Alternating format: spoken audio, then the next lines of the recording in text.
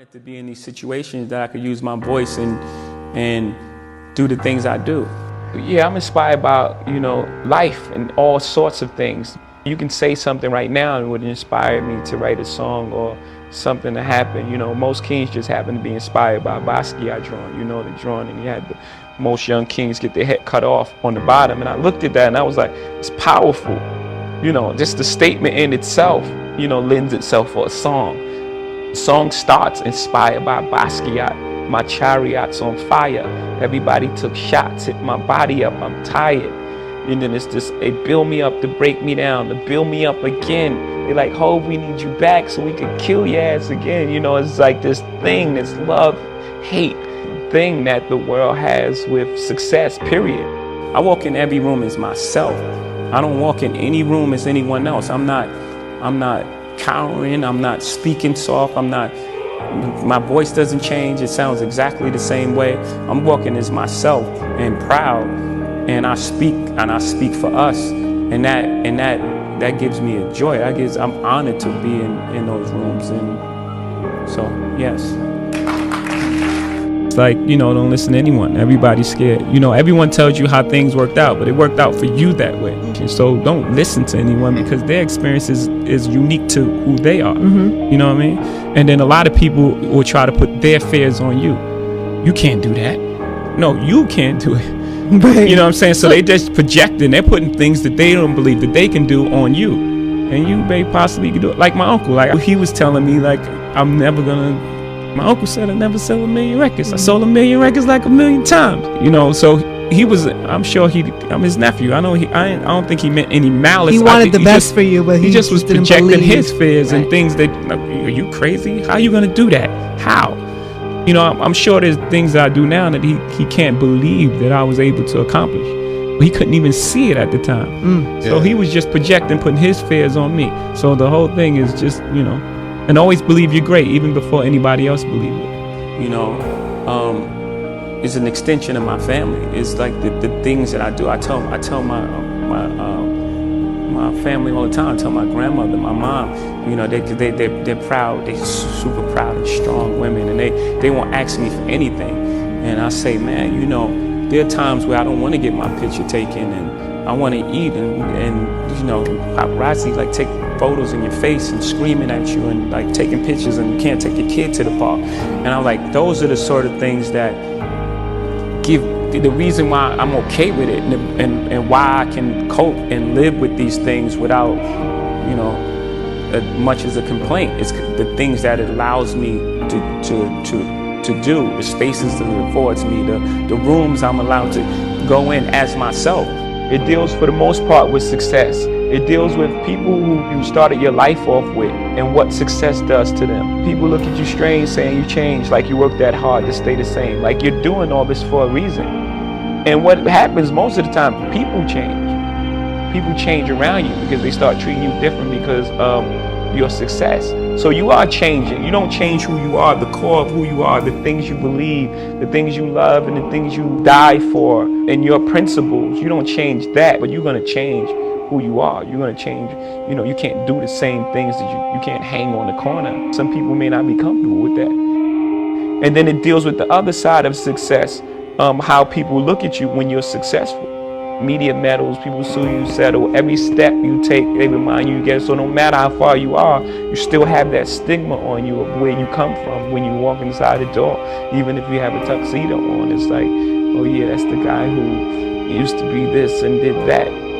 Most kings get their head cut off, right? In war, battle, and in life.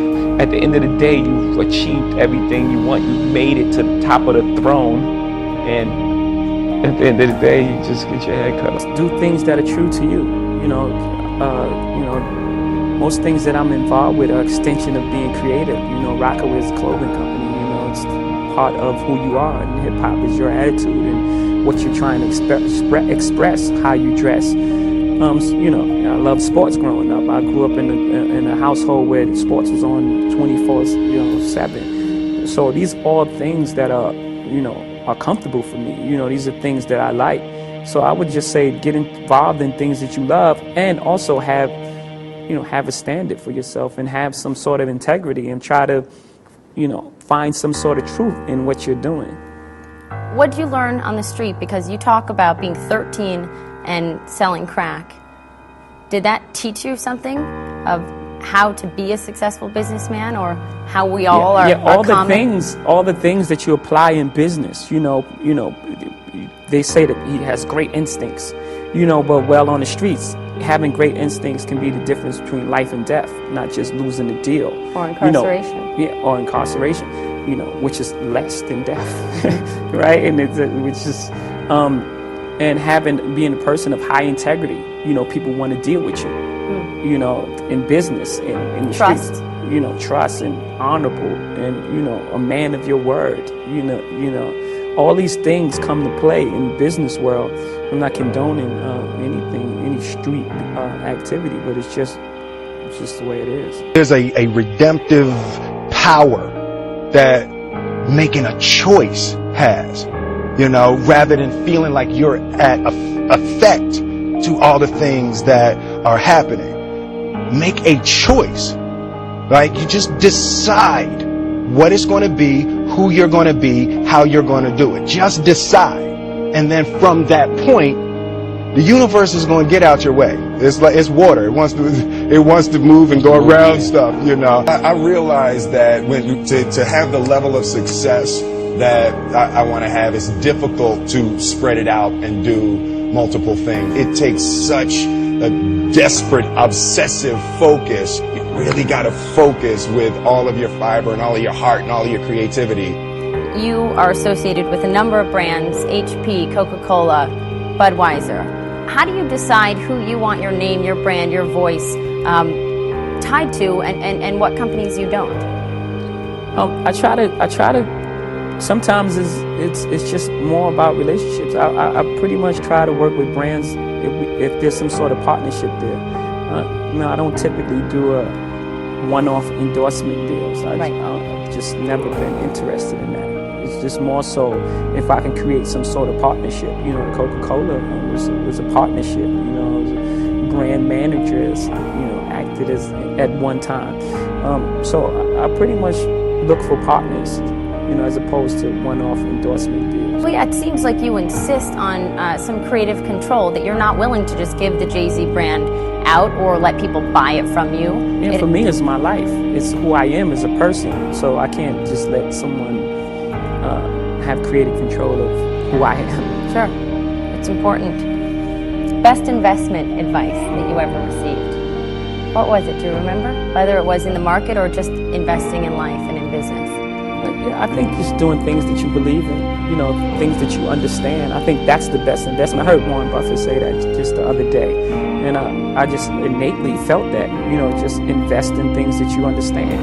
Speaking of Warren Buffett, you recently spent an afternoon with him in Omaha, Nebraska. Went to lunch, you sat down with him. Did it turn out that the two of you had more in common maybe than you thought? I think most people do. After a conversation, you realize that you have more in common than things that are dissimilar. Yeah. What did you take away from that? What did you learn from sitting with him, and what do you think he might have gleaned from meeting with you? I don't know. I have no idea on his side. On my side, he's very sharp, and again, he just affirmed to me that instincts is really important in business. I didn't go to any proper business school or any super follow any manuals like the Record Business 101 or anything like that. I just pretty much followed my instincts, and he just reaffirmed that for me, that your instincts are very important to you. What about what you own? I read that your mother gave you a 3-ring binder, and you would write your lyrics in it as a child, and you'd hide it under your bed so that no one would steal it. Are your words still your most valuable possession? Yeah, because they caused all of this, saved my life, so. Saved your life? Absolutely. Why?